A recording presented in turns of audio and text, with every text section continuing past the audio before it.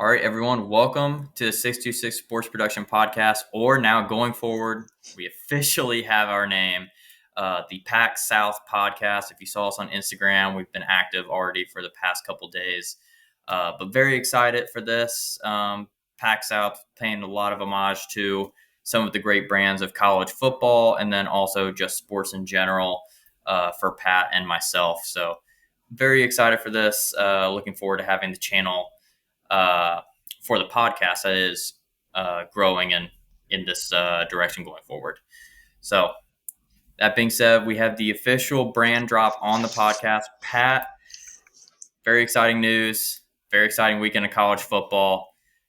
What do we got? What's new for us? Yeah, man, feeling good. It's nice that we finally agreed on a name. Like you said, trying to combine elements of our past and our interaction with sports to find something that kind of is unique and isn't just a rip off of something already out there. But like you said, we had a really great weekend of college football. I think we have another great weekend coming up. We've got some really big games: Georgia, Alabama, Oregon, Penn State, just to name a few. So I think we should be in for some good football to close out September. Yeah, 100%. I don't know if anyone followed the Instagram who's listening right now, but the unofficial PAC-South game of the week last week, we had a trip by yours truly, Pat, to Wally Wade Stadium. How are the scenes Duke NC State? It was pretty good. State fans showed out in pretty decent numbers. They've always had a really good fan base, especially when they had a pretty solid start to this year. There's a little bit of hope. CJ Bailey's been playing really well. It's a big rivalry game, not too far from campus. So it was cool to check out the NC State Duke rivalry in person. Unfortunately for NC State fans, it did not go their way after about the midpoint of the second quarter. But yeah, it was a good game. As always, Wallace Wade was entertaining experience, and it was good to see the Duke faithful get rewarded. Do you think that this is kind of a like projecting point for Duke, or like they can jump off of this game, or do you think it's kind of like they needed to win this game, just kind of is what it is? I think, I talked to a bunch of people while I was up there trying to get a feel for what the fan base was thinking. And I think I'm leaning towards the first one. I think this could be a springboard for the team. Um, Both the Illinois game and the Tulane game, they played okay, not horribly. They really kind of outplayed Illinois. It was just turnovers that killed them. Tulane, they had a field goal blocked, missed a field goal, and muffed a snap on a field goal. So that's 9 points gone in a game you lost by 7 points. So, cleaning it up a little bit, winning the turnover differential, handing the ball to Anderson Castle a little bit more, that transfer from App State, getting him some running room, some lanes to give your offense a little bit of a different look, kind of take some of the pressure off Darian Mensah's shoulders. I think this could be good for Duke starting off 1-0 in the ACC. As we well know, you can have a crappy out of conference showing, but as long as you show up when it matters and you show up in conference play, the committee can still sneak you in there. So who knows? Maybe Duke is now like a little dark horse contender for the ACC championship. I wouldn't put money on that one, but you never know. Yeah, and I mean that's a conference now that appears to be blown wide open. Clemson taking a clear step back this year. Florida State looks to be, in a sense, back, but they face some tests coming up here in the next couple weeks. We'll discuss that more later. But yeah, Manny Diaz has Duke turned around real quick. They look very good. Just a bit shocking that they are sitting at a 500 club right now, but lots of football left to play in Bull City this year. Before we go to impressed for this past week, news out of Stillwater: Mike Gundy is the next coach to go. Billy Napier has got to be the happiest man on earth that it's not him. Um, Mike Gundy gone after, I believe it was 12, 13 years at Oklahoma State, kind of became synonymous with the brand. what are we feeling with the mullet out of Stillwater now? I think based on the results on the field the past 2 years, it's kind of something that had to be done. Oklahoma State went over in Big 12 play last year. They don't really look like they've improved at all this year, losing to an in-state rival in Tulsa, who you should be comfortably better than at home. Um, that's not the way I think we wanted the Mike Gundy experience or the Mike Gundy tenure to end at Oklahoma State, but I do think it was time. As far as where they're going to go next, kind of building forward, I think it's probably going to have to be from a non-power school, that or go the coordinator route, because yeah, you have some oil money there, but it's not like you're in a great position. And even if you're trying to poach a guy from a smaller, let's say Big Ten school or an ACC school that's had some success, somebody coaching in the Big Ten, are they going to want to take that step that could be perceived as down to the Big 12, or even a guy who's finding success in the ACC? Are they going to want to jeopardize that for a team that hasn't looked great in a few years under Gundy?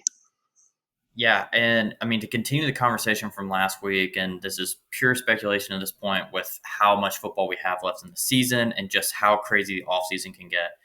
But we mentioned Bronco Mendenhall leaving New Mexico after 1 year, after a disappointing season, but there were signs. Now, Coach Eck in year one at New Mexico has taken what Mendenhall did, goes to the Rose Bowl, beats UCLA, gets their coach fired. And now all of a sudden, New Mexico is kind of looking like an 8-9 win team in the Mountain West in what could be a dark horse candidate for that conference. If they have that kind of success, maybe go 8 wins, get a bowl game, win, is Coach Eck now the front runner for Stillwater with the current landscape? Obviously, there's a lot of time, a lot more coaches become available, but is that a route that you see possibly? Yeah, I mean, I think it's worth taking a shot or taking a look at it. Winning at a place like New Mexico isn't exactly easy, given the recruiting battles that, New Mexico is not exactly a talent rich state. Plus, when you get into West Texas, you can kind of get a toss up for talent there between New Mexico State, UTEP, some of the smaller programs out there. So I think it is impressive what Coach Eck has done. A name I've heard kicked around a little bit by some people, both online and other people in this podcasting sphere, is Jeff Traylor from UTSA. He's had a lot of success at UTSA. He's gotten some Power Four interviews in the past few years, just hasn't closed the deal. But that's a guy with Texas connections from his current coaching days and his high school coaching days. So I think that's a name to keep your eyes on as well. Another name I'll throw out, and then we'll kind of put a bow on this conversation and finally move into who impressed us this past weekend. Uh, but Georgia Southern Clay Helton, has gone quiet. Was at Southern Cal a few years ago. He's got the big program experience. Sure, Georgia Southern hasn't made the most noise out of the Sun Belt, but I do believe that Clay Helton has kind of like righted his ship a bit, has gotten a little bit more stability in his coaching schemes. And Oklahoma State, I think, with the Big 12 landscape as it is now, that could be a nice potential landing spot for him to get back into the power programs. Um, but I think the bow on the situation for Mike Gundy, he struggled with NIL. They tried to use the portal. He just wasn't able to use it successfully. And we see a program in Clemson who has hardly used a portal. They're now struggling. I think that the college coaches are quickly seeing. I mean, we are now in like what, year 3 of NIL, year Yeah. 2 of like full blown NIL. Um, they've got to adjust, and if they're not going to adjust, it's going to eat them up really quickly. And Uh-huh. we're still learning the landscape. We're still learning what NIL means going forward. But if you don't even acknowledge it, your days are numbered quick. Yeah. So I think Gundy's the first representation of that directly. So enough of us chatting about whatever's going on. Um, Pat, who impressed last week? What'd you see? All right, I'm gonna go with two teams. I'll keep it brief because both of these teams have been talked about pretty frequently, both on Saturday and since Saturday. But the two teams that impressed me the most are definitely Indiana. Going out, winning like that. I did pick them in our pick 'em Yes, last week, yes. so a little pat on the back for myself there. But I thought they looked really good. Clearly, Coach Sig had them ready to play. Clearly, they had a plan that they thought they could execute, and they went out there, they did it. I know he mentioned watching some of the Duke film and taking some stuff that Duke was doing, and obviously saying, let's cut out the turnovers, and we think we can have success with this. So Indiana's one, and then my second one's going to be Texas Tech. I Okay. thought Yep. they battled some turnover issues early. That was a really sloppy game, but after Baron Morton went out, you see the backup come in. He looked awesome. I mean, he's a 4-star in his own right, so it's not like he's some scrub or anything like that. But the offense really hummed. They scored 21 unanswered on their way to a pretty convincing 34-10 win at Rice Eccles, which is it's been easier since they joined the Big 12, but never an easy place to get a win. No, that's not a very easy barn, and I do believe that was a 10 a.m. local kickoff. It's Yeah. kind of a weird thank you, high noon or big noon or whatever we call it, Fox. Thanks for that. But yeah, nonetheless, regardless of the time of day, not easy to do. We both had that pick last week, so Mhm. yeah, big shout out Texas Tech. Uh, I'm going to stay with two. I'm going to follow your lead. I also have Indiana, who I may or may not have picked last week in our pick 'em. I can't remember. I don't know. Indiana looked amazing. I mean, there's not a whole lot you can say. That team is buzzing right now. Coach Sig, year over year, we were a little concerned. Obviously, we've seen that in the rankings for the AP. That question is answered now. And an amazing fact, or yeah, I guess fact, trivia answer. Indiana under Coach Sig has two losses since he took the helm. Those two losses came against the two teams that played in the national championship last year. So you tell me if Indiana's doing something right. Um, I'm almost guaranteed Indiana's going to continue going. I don't think they'll be in the Big Ten championship this year, but I think they will be on that playoff bubble. Definitely. My second team is one of the quietest undefeated teams in the country. I have UCF. Mm. UCF looked pretty good against UNC last week. UNC very clearly is not going to do anything in year one under Bill Belichick. However, UCF is now 16-0 in their last 16 games under Scott Frost. So the Nebraska man has actually come home to Orlando, and clearly the Knights, they just know how to win under him. Mm. They look good. They've had some QB injuries. Taven Jackson, I do believe, is currently at the helm, and he's actually looked a lot better than anticipated. So the Knights have, I want to say, Kansas State this week, who is just completely floundering this season, and Mm. then Kansas in 2 weeks, Ooh, which could be kind of who's it's a getting into sneaky game. that second spot for the Big 12 title, or who's going to be Mhm. just the first person outside looking in. So that a lot of midseason implication in that game now. One loss Kansas and potentially undefeated UCF. So there you go. There's who impressed last weekend, and obviously a little bit of the future going forward for the teams. We'll change gears here a little bit. Let's talk about baseball. We have Mm. the regular season winding down this weekend, postseason next week. Um, yeah, baseball has been interesting this year. Some of the teams that we expected to be towards the top, Atlanta Braves, are not. Um, and then we've had some teams that have, kind of come out of nowhere, I would say. Um, Toronto is kind of that team for me. I thought they would be a kind of fringe wild card team. They have taken the best division in baseball and said, this is ours this season. Mhm. So very shocking by the Blue Jays, but I mean, good on them. They've been playing good baseball all year round. No real slumps in that run. Um, Pat, who have you seen? Obviously, with the Red Sox hat, you see a lot of good baseball in that division. You're going to get three teams in the playoffs. It looks like. Hopefully. What is kind of your outlook on this season, and then what's kind of your playoff expectation? Yeah, I think it's been a really good year for baseball. I think the fact that we do have some parity between a lot of our teams, we don't really have a team that's totally, completely run away with things. The Brewers are our wins leaders right now. I think they are up to 95 now.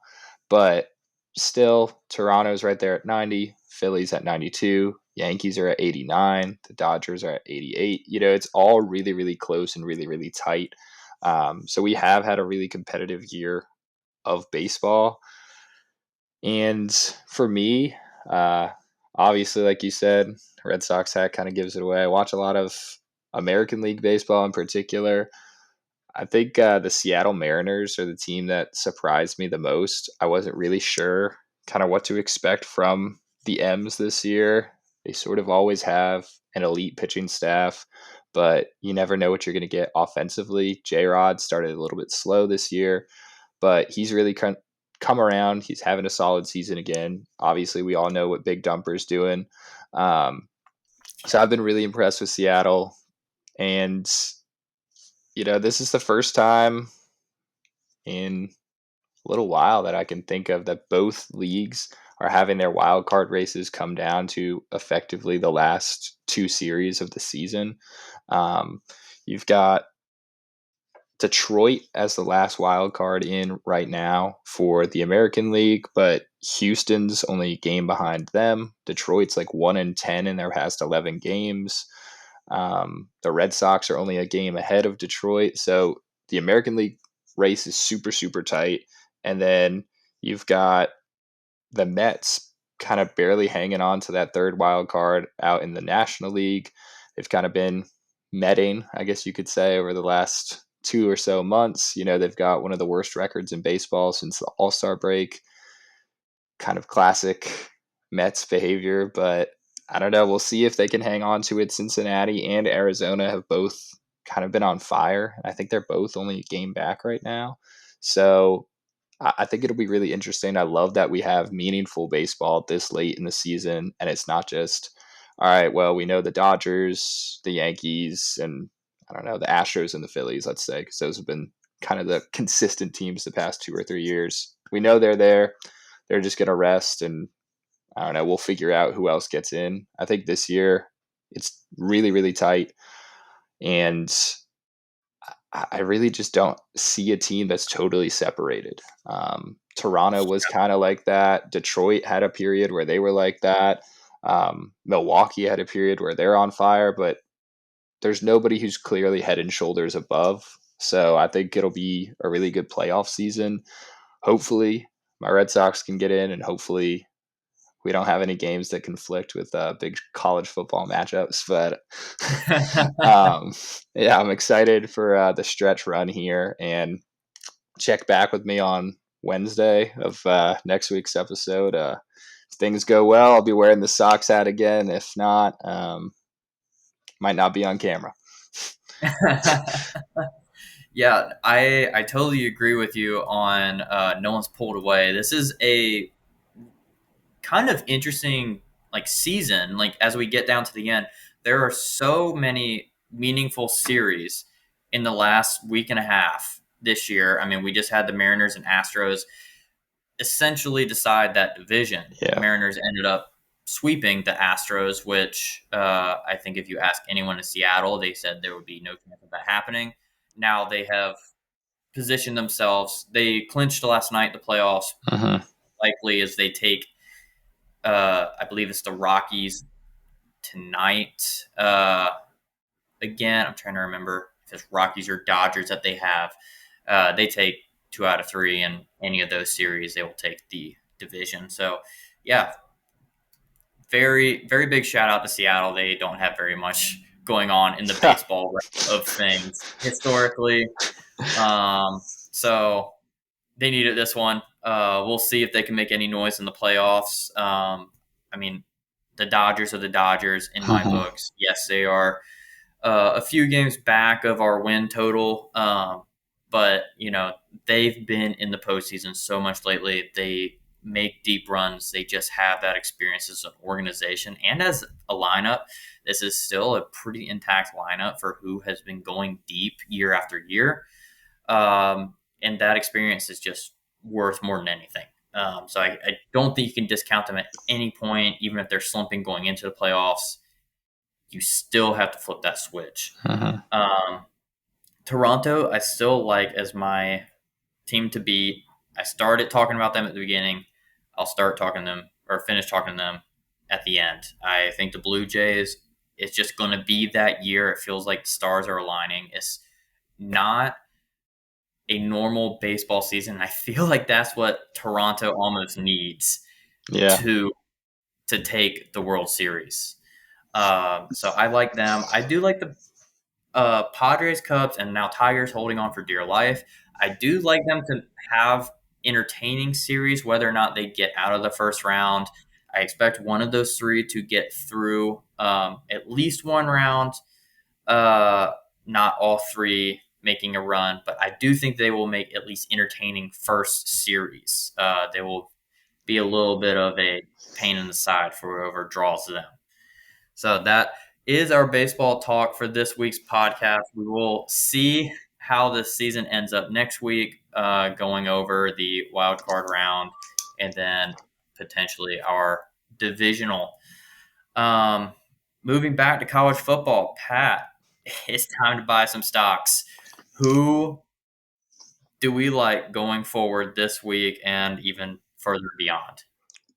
All right. So I've got three teams on my list that kind of stuck out as teams to buy or invest in.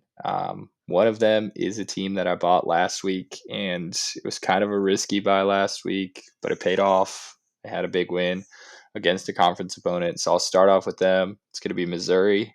So I feel like I kind of got in maybe a little early here with the Mizzou Buzz. They were ranked going into that South Carolina game, but I don't think a ton of national eyes were really on them.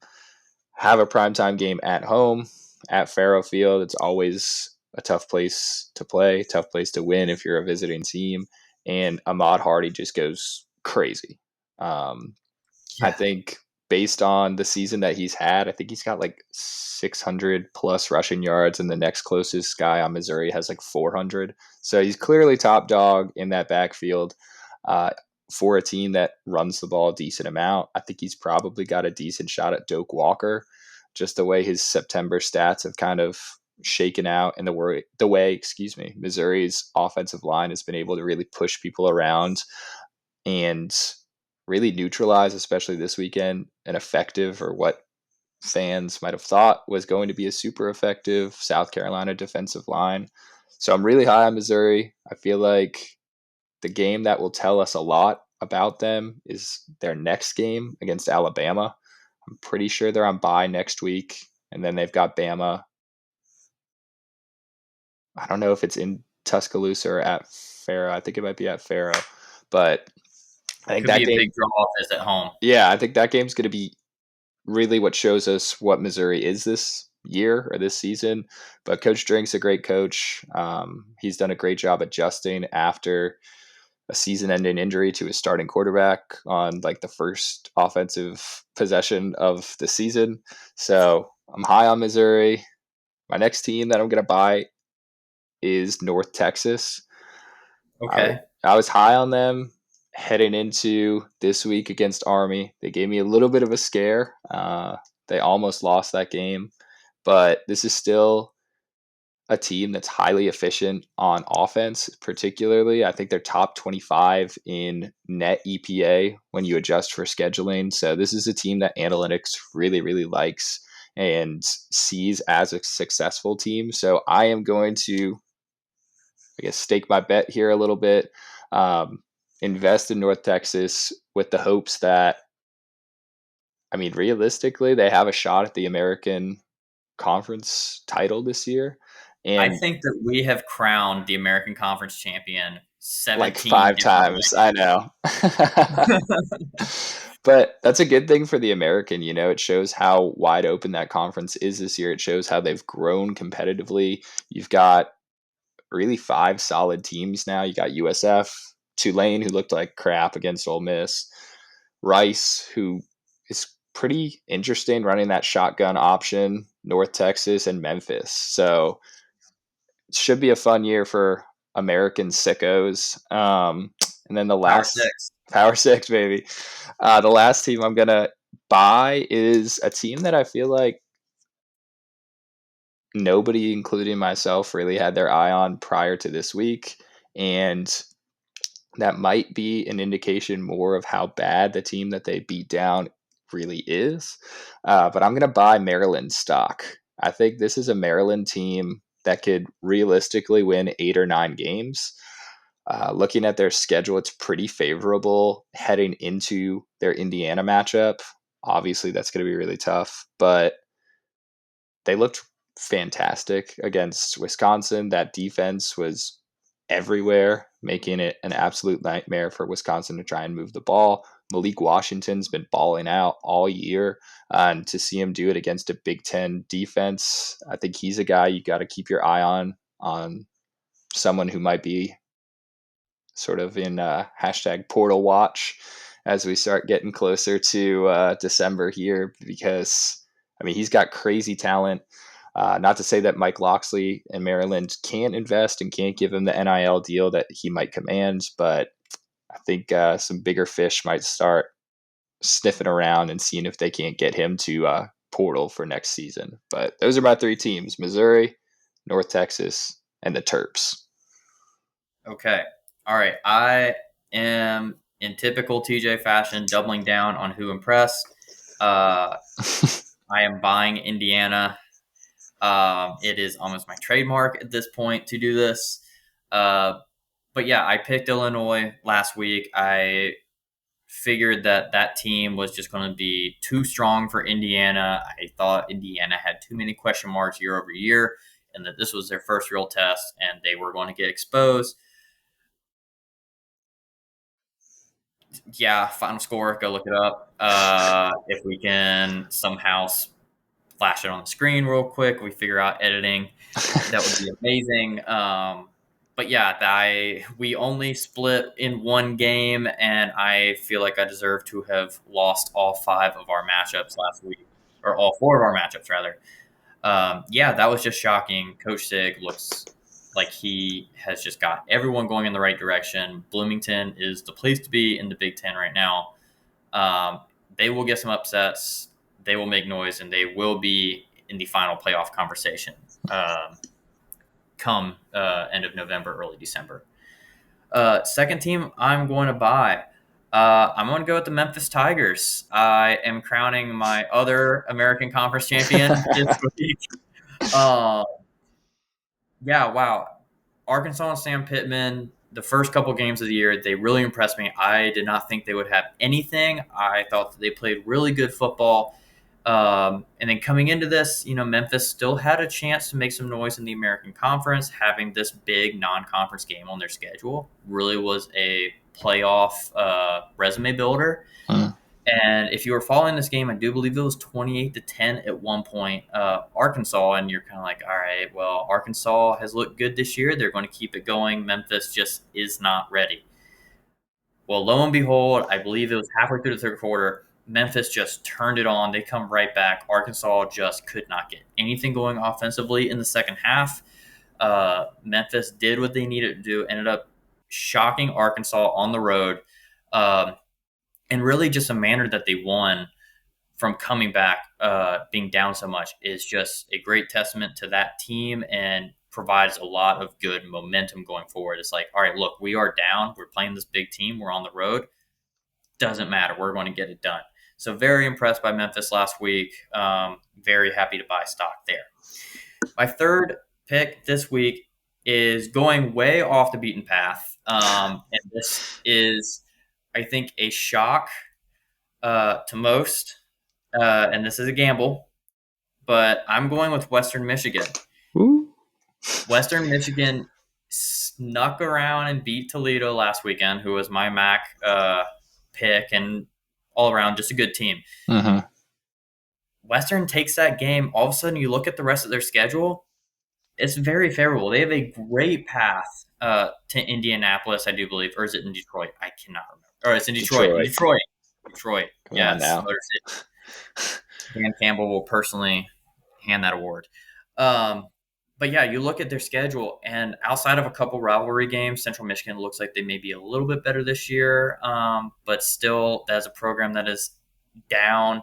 Um, just not a whole lot of great teams in the MAC this year. Western Mm. Michigan gets their biggest opponent off uh, off their schedule with a win. I don't see how they don't make it either undefeated or one loss in conference play, and that will certainly get them to Detroit. So the Broncos, coming out of left field, but they are my third pick this week for buying stock, and I am in them for the long run. I do. You buy Missouri stock. I do want to touch on this just real quickly. Um, Missouri, big wins over Kansas, South Carolina, and potentially Alabama. However, if Missouri takes those wins, let's say Kansas loses to UCF here in a couple Mm. weeks, let's Okay. say South Carolina continues to go down this Spiral. stretch they appear to be going on.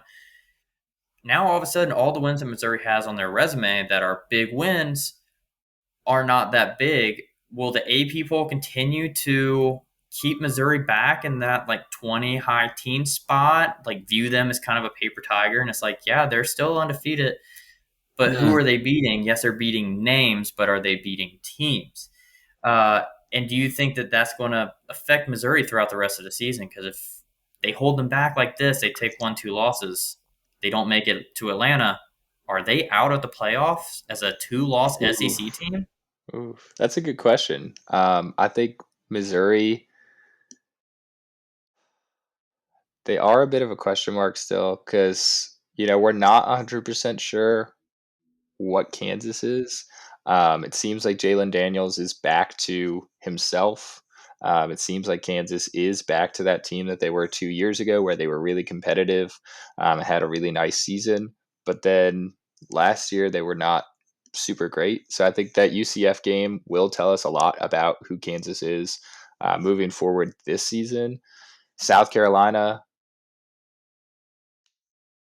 I mean, I don't even know what to say about them anymore. They can't run the ball, they can't block. So,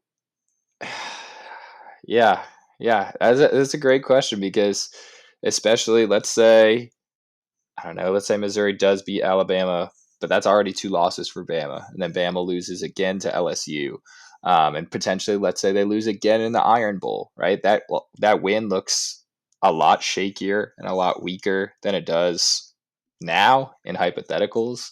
So I think if you're a Missouri fan, you got to hope that A, they keep taking care of business, but B, the teams that they have beat don't totally fall apart. Because, like you said, that just essentially builds this glass house of a resume where I think we're headed towards Indiana last year talks of, yeah, they won double digit games, but who did they beat? Things like that. Now, I advocated for Indiana last year. I thought they should have been in. I think they proved they should have been in. But you are going to hear that if you're a Missouri fan and you go, let's say, 10-2. But those 2 losses are to Oklahoma and let's say Texas A&M, right?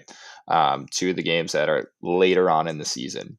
That's especially going to hurt, I think, because you can't bounce back from that as easily as, let's say, losing to Bama and then taking care of those 2 games. No, 100%. Just figured it would. It's a very large potential that I don't think the fans in Como want to acknowledge. Um, but push comes to shove, give it a month, and we could very much be in that situation. Yeah. Let's hop in selling here real quick. I'm going to go, you know, typical TJ fashion again. If I'm buying a team, I am selling a team. Arkansas, Yeah. they're back. They're back. This is the Arkansas I thought they were going to be. I just did not know it was going to come in the second half against Memphis. Hmm. Um, I would be shocked if they take a loss like that and are able to bounce back with the schedule that they have, with everything that was going into that program in the offseason. I don't think you can, you know, kind of bounce back from that. I really like Sam Pittman as a coach. I just don't know if he's going to get it done this year in Arkansas, and unfortunately, that probably means the door for him as well. Yeah. Second team, um, this is kind of a shock. I feel like no one's really talking about them, which is a good thing and a bad thing. Liberty. Liberty Ooh, has yeah. had a brutal start to the season for them. Obviously, they lose their quarterback to Colorado in the portal. Clearly, they lost the remainder of their team to Colorado in the portal because it's just not the same Liberty that we've known the past couple seasons, where they get through the majority of their season. They're 9-0. They're knocking on that best group of five, group of six team. Mm-hmm. Um, they just don't have it this year. They look like they're going to be kind of a mid dweller and hope to make a bowl game. I think that they can still get to that point, but they're going to be fringe. It's going to be 6-7 win season, but that's banking on them getting it around the corner here. Mm-hmm. And my final team, I am selling a winner last weekend.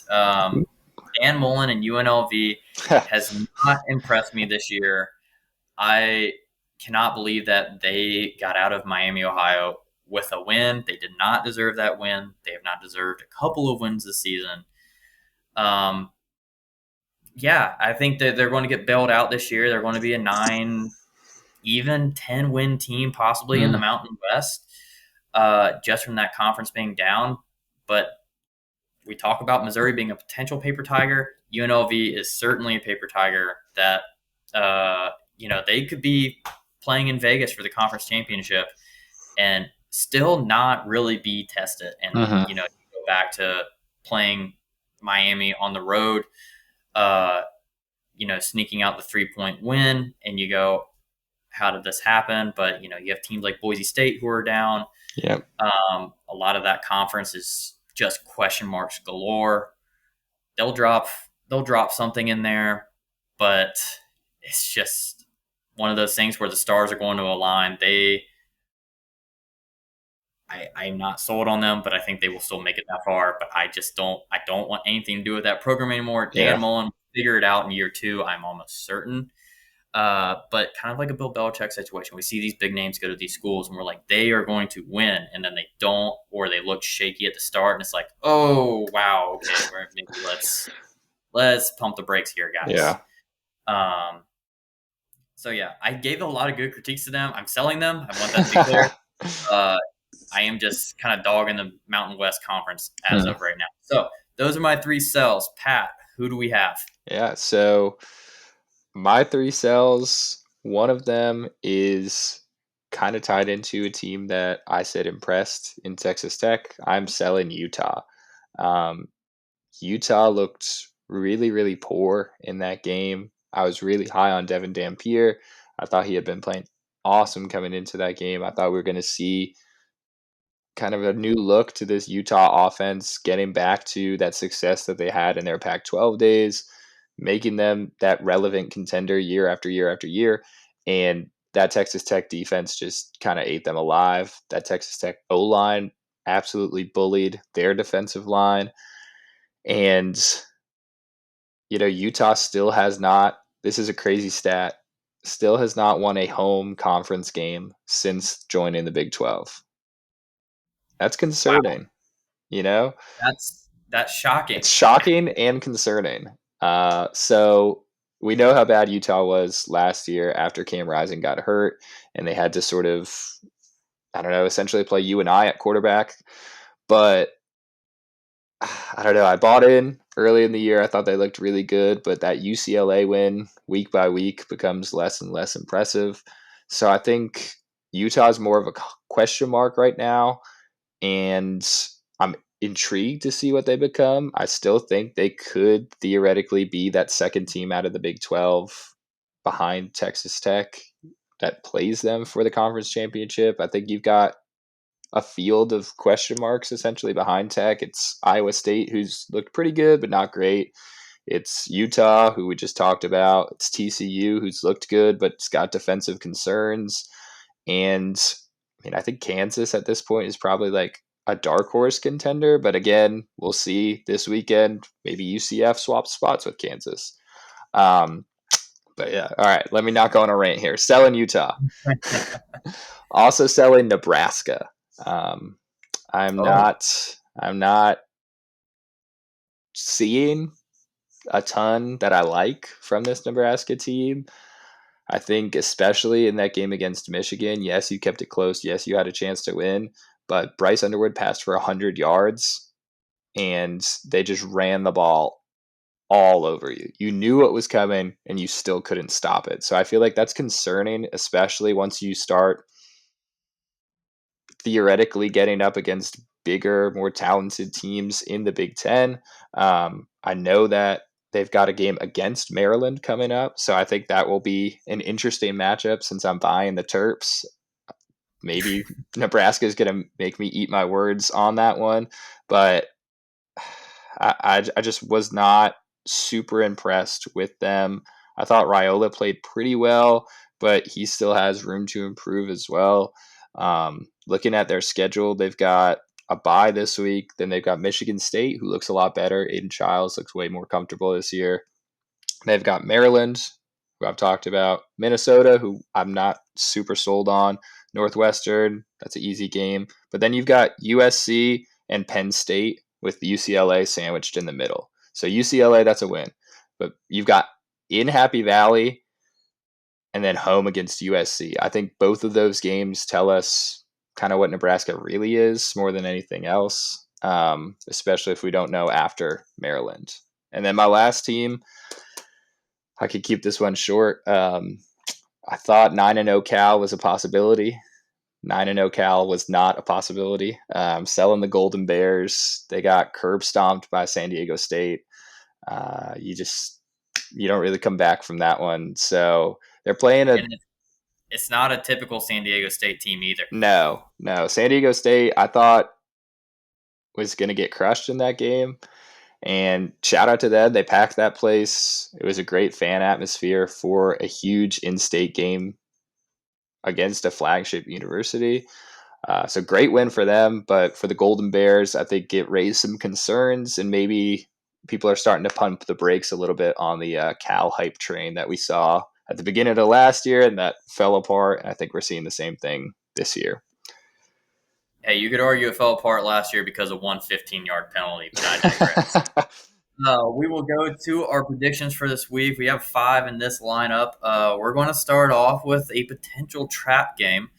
Number 8, Florida State goes on the road to Charlottesville playing UVA. They have Miami next weekend. Are they looking too far ahead, Pat? Part of me wants to say yes and back the Who's here. They've got a really good offense, but I think NC State showed us that they can be exploited on defense, particularly with the way that they kind of move the ball at will against Virginia in that second half. So I'm sticking with the Knowles. Yeah, I'm with you. I'm going with the Knowles. I have no idea what the line is like, but if you're in a state that has the line, I would almost think that UVA is guaranteed unless it's somehow like a field goal. Mm. I think that Florida State is looking ahead a little bit, but they're just going to be too good for Virginia right now. If this was Virginia a couple years ago, where they were just kind of like that sneaky good, they're going to give everyone a great game. They're going to take two upsets good. I would take them winning this game, but I just don't think that they're that team right now. I expect them to keep it close, though. The Close. line is FSU minus 6.5, by the way. Never mind. Maybe don't. Maybe don't do that. A lot closer than I thought. A lot of people are thinking very similar to me. Um, yeah, shout out to people. Um, Second game this week. This is a Big Ten conference game. Southern Cal and Illinois. A very intriguing matchup now after last week. Illinois gets the brakes beat off of them by Indiana. They go home to play the Trojans, a ranked versus ranked matchup. How are we seeing this one play out? I think this is the game on our little docket or schedule here that I actually struggled with the most. My head and everything I've seen on the football field tells me USC should win and should win probably pretty comfortably. They've been hyper efficient on offense this year. The defense isn't great, but it looks better. My hesitation comes in. This is a noon kickoff in Illinois, so that's 10 a.m. body clock time. That's a tough adjustment to make if you're USC players. So I think that's something to watch. They might come out a little bit sluggish, but I think Southern Cal still does take the win. Sure. The 10 a.m. is a great call out there. I just don't think it's going to be too much of a distraction and a change for them to really affect the outcome of this game. Illinois, I think, is still going to be reeling a bit from that kind of beatdown. And also, I think Southern Cal, on the whole, has been more consistent. I think as we Mm-hmm. look at Illinois and like in the past, yes, they have a win at Duke, but when you look into that game even further, they gave up a lot of yards. They were able to Yeah. get some turnovers, which is obviously important to winning a game. But when you dissect it for the week to week, it doesn't bode well. They gave up a billion yards last week. It's like, all right, Southern Cal has been consistently able to move the ball this year. They've got a defense that's able to, on par, back them up. I just don't think it's going to be enough. I like them by double digits, actually. I think it's going to be one of those things where it's going to be a lower scoring game. Don't get me Mm. wrong, but I don't think at the final whistle is going to be on the last play of the game. Moving forward, SEC action now. LSU, Ole Miss. I do believe Trinidad from Fair State was just announced as the starting quarterback for Ole Miss unofficially, per Lane Kiffin. Um, Ole Miss. I'm shocked with how they looked last week against Tulane. I I wanted to take them. I have to go LSU just on the sheer fact of just how this season is going. I feel like it's going to be one of those cases where the backup quarterback finally catches up to Ole Miss. Mm. I am not counting Ole Miss out of this season by any means. I don't care what the final score is, unless it's 70-0. I think Ole Miss is going to be able to bounce back from this very easily. But LSU will get the win here. Brian Kelly will yell at 4 different reporters, and it's going to be all fine, or so we think, in Baton Rouge. All right, so this is our first disagreement of the segment. I'm back in the Rebs here. I was definitely skeptical on Ole Miss heading into last week. I think both of us bought Tulane stock last week, and that did not age very well, like milk on a hot South Carolina evening. Um, but I thought Trinidad Chambliss looked really good. He looked really good against Arkansas too. We know that defense is the strength of this LSU team. They're able to get pressure this year, which they struggled with last year. They're able to force turnovers. So I don't think he's going to have that same efficiency that he had against Tulane and that same comfortability that he had against Arkansas.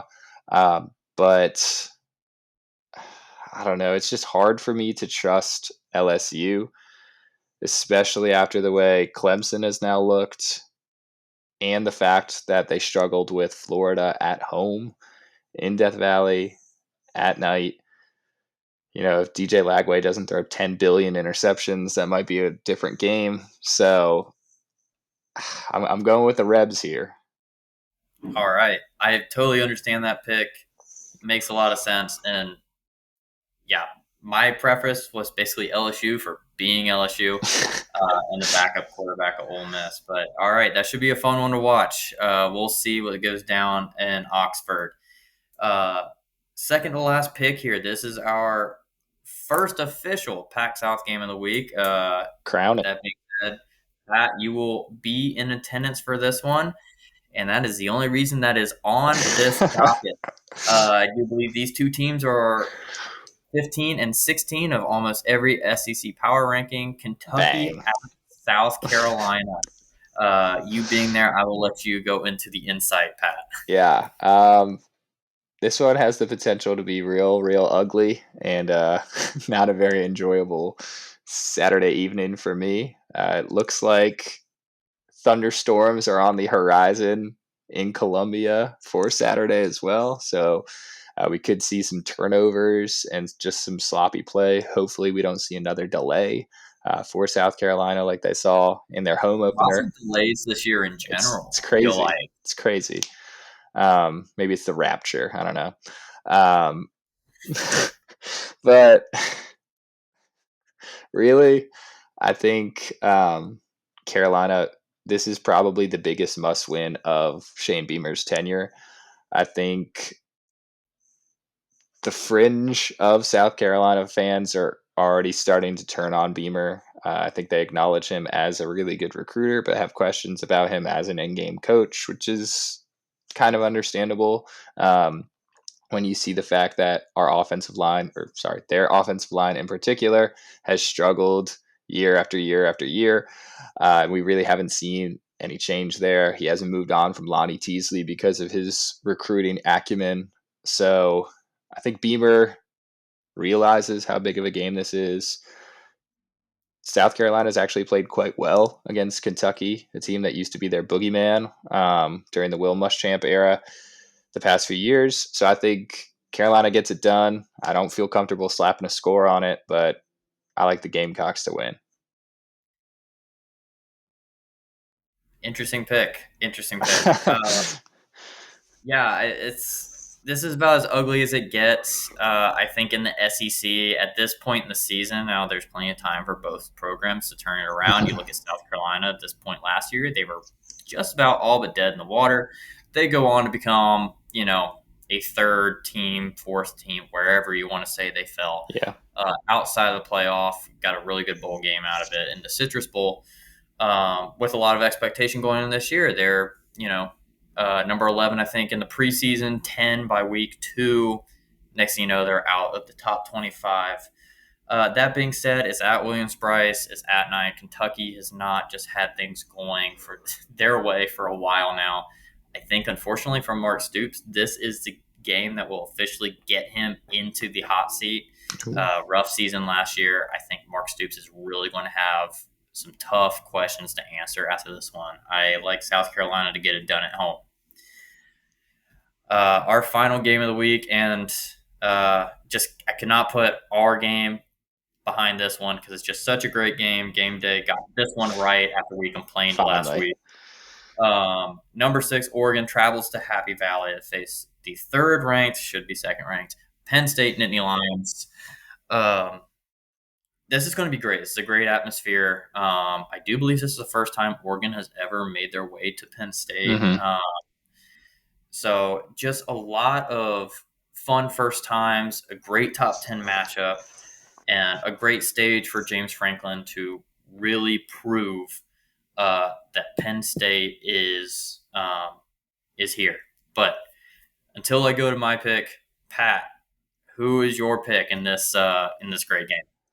This one, like you said, is going to be a phenomenal game. I think we've heard a lot of buzz about Penn State's offense not being as effective this year, and Drew Aller, some concerns around him. I think they do put that to bed in this game. I think he proves that essentially people aren't really giving him enough credit for what he's been doing and how he's been playing. I think we're going to see a pretty good game out of Nick Singleton as well, their star running back. However, with that being said, I am going with the Ducks in this one. I've been really impressed with how Oregon's looked this year. I think Dan Lanning is going to have them fired up. He's going to have them motivated for this game. He knows how hard it is to play at a stadium like Penn State, even if they haven't been there before. So I think they're going to be able to weather the storm that this crowd is inevitably going to create. And I think Oregon proves why, in my opinion, they are the second best team in the country after this week. I think they win, and I'm not saying they're going to win big, but I think they win in a way that makes people feel good about the trajectory of this program. Wow. Okay. We are going to differ for a second game this week. So lots of fun football for us. I am going Penn State. I think James Franklin, uh, obviously, like I said, is going to be able to showcase what Penn State is on the big stage, but he is going to do so in, um, a big statement fashion. I think Penn State is going to look dominant here. I think it's going to be a low scoring affair, but I think the Penn State defense, Drew Auer having a solid game, not anything too flashy, but getting the job done. And in a game like this, that's all they need to do. They have a big second half of the season, I do believe, Mm-hmm. where they are going to need a game like this on their resume to kind of anchor them into the rankings. If they lose this one, you go. I do believe Ohio State is the second to last week of the season, if I remember correctly. Taking a loss there with one other somewhere else is just really bad timing for the Nittany Lions if you don't have a game like this on your resume. Um, but I like Penn State to get it done in Happy Valley. I don't think Oregon, while Dan Lanning is an exceptional coach, is going to be ready this point in the season for a game like this on the road. I just realized it's the whiteout this weekend too. Um, so You have a pick flip. Pick no, flip for the no, fans. no pick flip. No, we're not flipping. I'm staying down for Oregon. Dan Lanning sent me some merch, but Penn State does typically perform quite well in whiteout games, so I think this will be a good one. And part of me wishes I was spending my Saturday night watching that at home instead of potentially getting poured on in Columbia. Well, we'll get there one day. We will get there one day. But all right. Well, everyone, thank you for listening. Those are our picks. We will commiserate, and I will continue to buy whoever impresses me next week on the podcast. Thank you all for tuning in to the first official PAC-South podcast. Please, if you're not already, follow us on Instagram. We look to have a lot of content coming on there, and then hope to be on Spotify within the next couple of weeks as well. Again, thank you all for watching and listening. Please like, subscribe, and we will see you next Wednesday.